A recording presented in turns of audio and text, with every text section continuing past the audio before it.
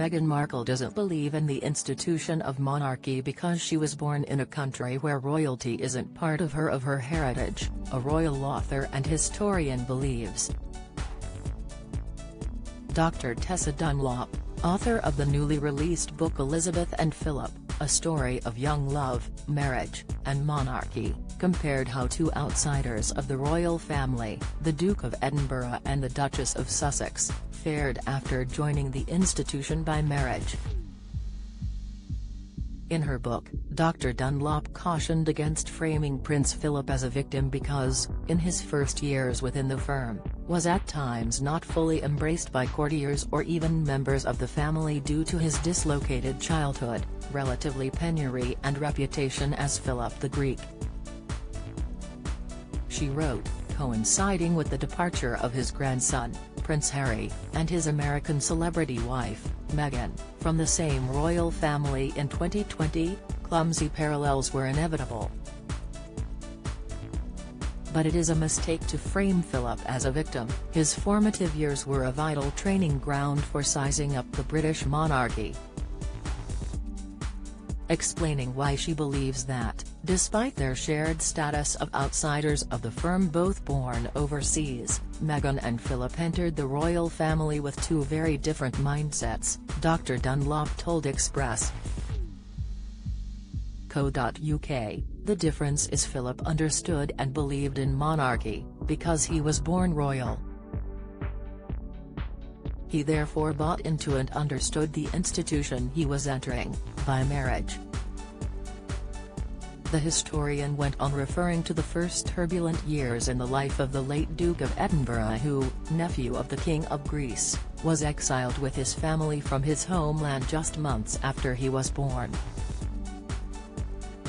His father Prince Andrew died in Monte Carlo 22 years after leaving Greece, having spent most of his exile in France. She said, and, in an era that wasn't 24/7 media, where you could make a career out of an Instagram account and a podcast, he understood how humiliating exile was. He knew he had to make it work with Elizabeth, because what was the other option? He would have been like his exiled father, with the humiliation of being royal but not having money or a throne. Philip was a product of the early 20th century, when we still really believed in monarchy as an institution and something we deferred to. We thought it was superior to us in many ways and had a magic to it. Meghan doesn't come from a royal family, quite the reverse. She has come from the New World, America, where they got rid of the monarchy 200 to 300 years ago. Now, America has its selected kingship to this day, the president, and they have always admired the tinsel and trappings and pomp and ceremony, and so of course Meghan was going to be impressed by that, but she doesn't believe in the institution because she is American. The US, Dr. Dunlop continued, never managed to disentangle the tinsel and soft power from politics, something instead monarchies in Europe have achieved over the centuries.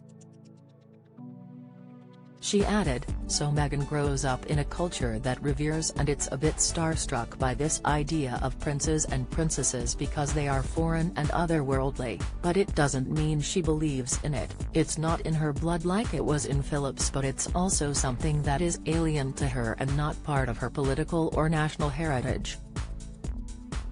The historian also believes Meghan did not have the time to test drive whether she liked and understood the institution she was marrying into.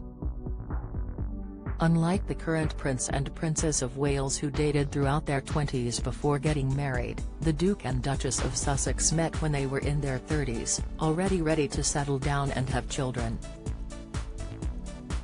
Dr. Dunlop said, Meghan comes in from nowhere, they are married in a flash of lightning. She didn't have a period to test drive the idea of being part of this institution.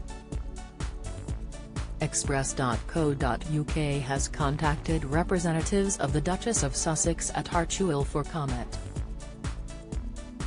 Meghan mentioned not feeling an attachment to the title of Duchess in her groundbreaking interview with Oprah Winfrey in early 2021. discussing whether it was important to her for her son Archie Harrison to be called the prince, Meghan replied, "If it meant he was going to be safe, then, of course. All the grandeur surrounding this stuff is an attachment that I don't personally have, right? I've been a waitress, an actress, a princess, a duchess.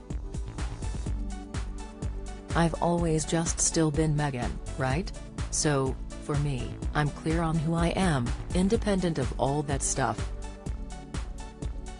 And the most important title I will ever have is Mom. I know that." Elsewhere during her interview, she also said while discussing her understanding of what marrying into the firm was prior to tying the knot with Harry, "I think, as Americans especially, what you do know about the royals is what you read in fairy tales, and you think is what you know about the royals.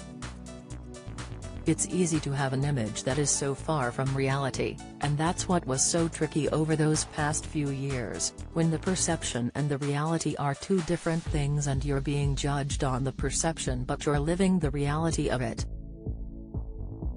There's a complete misalignment and there's no way to explain that to people."